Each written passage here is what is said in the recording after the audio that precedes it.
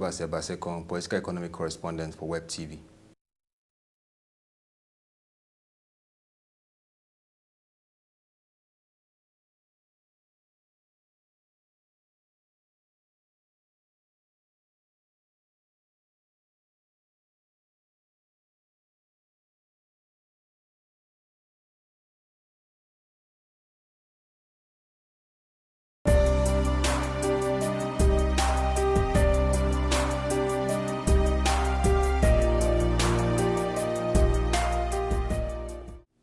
The rate of youth unemployment in Nigeria is actually alarming. Recent statistics from the National Bureau of Statistics shows that it's over 54%. Also, the Finance Minister, Dr. Ngozi Okonjo-Iweala, recently said about 5.3 million youths are unemployed.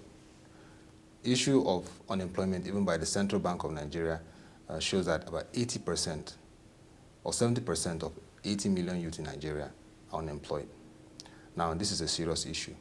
And causes first has to do with government policy. Government policy not focusing on job creation, not focusing on creating the enabling environment for jobs to be created, not focusing on economic growth that could create those jobs is one factor. Also, we have the challenge of competitiveness, and that is derived from quality education. The value of education in the country also determines the value of skills, talents, and even exports that a country gives to other countries, even internally in terms of jobs and services. For example, countries like India today are known for IT, and even have people exported to other countries giving valuable services employed in various multinationals. Also, Rwanda has carved a niche for itself in the knowledge economy, and that is why it has professionals in the IT.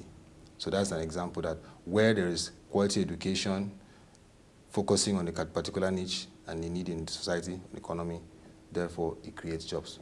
We lack that in the country. Also, the challenge of SMEs being viable. Small, medium enterprises are drivers of the economy. Countries like Germany today and Japan have viable SMEs. That is why they have a competitive economy. In Nigeria, it's a challenge, though now the issue is being focused on. Also, the issue of engagement. The public and private sector have a role to play in creating the environment for jobs. In the United States of America, we've seen President Obama set up the U.S. Committee on Jobs and Competitiveness.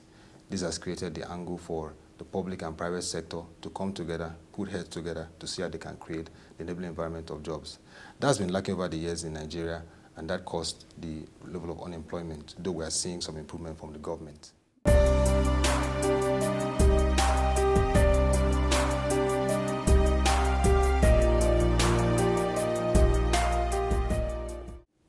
It affects the economy and society, and permit me to take you to the situation in Africa. Several years ago, a young person by name Mohamed Bouazizi, out of job, no means of income, took to the informal sector of street hawking. And when he was frustrated by the authorities there, who tried, like what we have in Lagos, Kai, he was frustrated and he went and burnt himself, which sparked the revolution in Tunisia and also spiraled to Egypt, and that sparked what we call the Arab Spring. That is one of the dangerous effects. When youth are not engaged and employed, they could spark revolution. Mrs. Ibuka Woshika warned of this at the recent 10th Economic Summit. Former President Obasanjo has also warned of this because we have an alarming population of unemployed youths. Things like this could spiral. Also, the issue of crime. You cannot say that when you don't engage the young people, that they should be left on their own. They want to find a means to survive. They want to get the trendy things, and the tendency to crime increases, as we see in the country. Recently, Alhaji Aliko Dangote, who's the richest man in Africa, said, when we create jobs, we tackle issues like that, and even the issue and trend of Boko Haram that you see in the Northeast, part of it is attributed to unemployment, decadence, negligence on the part of the Northern leaders to engage and even create an environment for job creation in that region.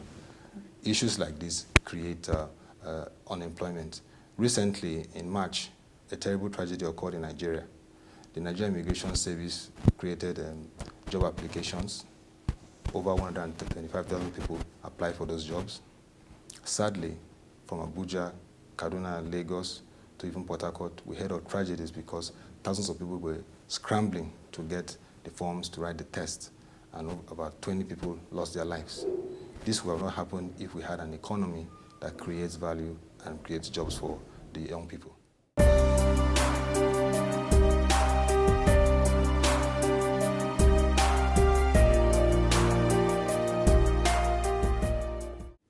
Well, I'd like to say, because when it comes to the issue of government, we've seen that policymakers have said over time that government does not create jobs.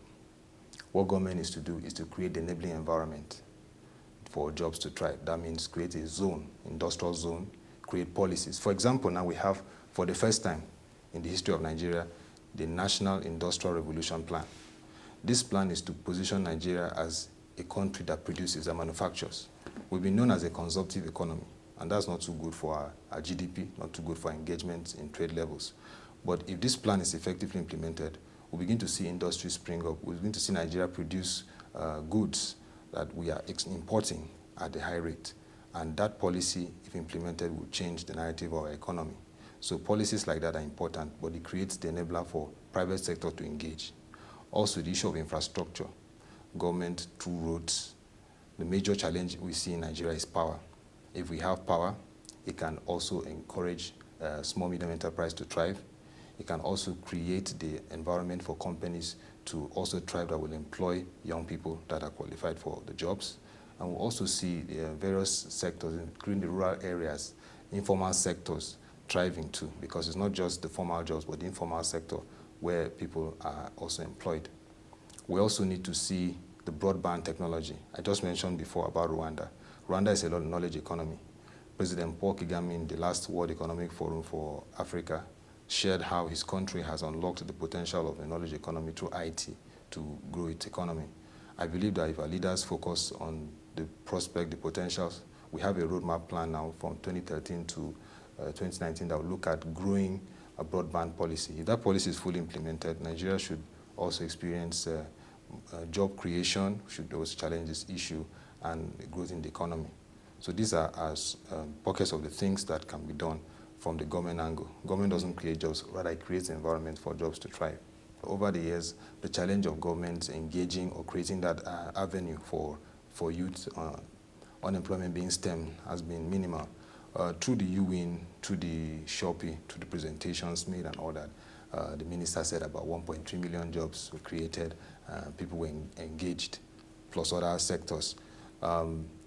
Though people are trying to challenge the analysis, but it shows that the government, through that, UWIN is actually entrepreneurship-based. It creates that opportunity for young people with business ideas to get grants and support from the government that can also employ other people.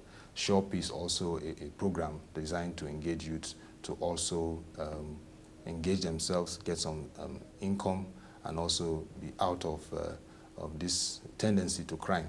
But those are laudable initiatives. We need more of that, and that is why the public-private sector initiative is important. I must say that at the state level, we need more initiatives whereby state governments develop strategies of inclusive growth that leads to employment, because not just the federal government. The federal government has tried on their part, so we expect states like Lagos, like Akwa Ibom, like Delta, like Rivers that have huge revenue and also huge allocation from the federal allocation of the country to utilize those funds to create jobs. They are doing infrastructure quite well, but when there's infrastructure without people with jobs, what value does it bring? So those are important things that the governments can be focusing on.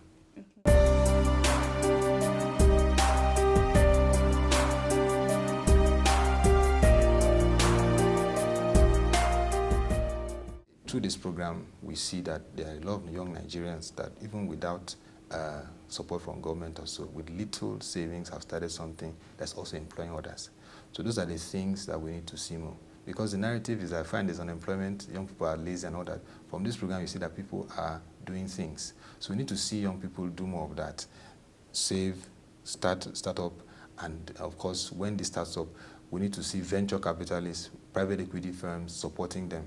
Because when we support these people, they create more jobs. And also, the issue of SMEs are very important. And what you do has to do with SME. Mr.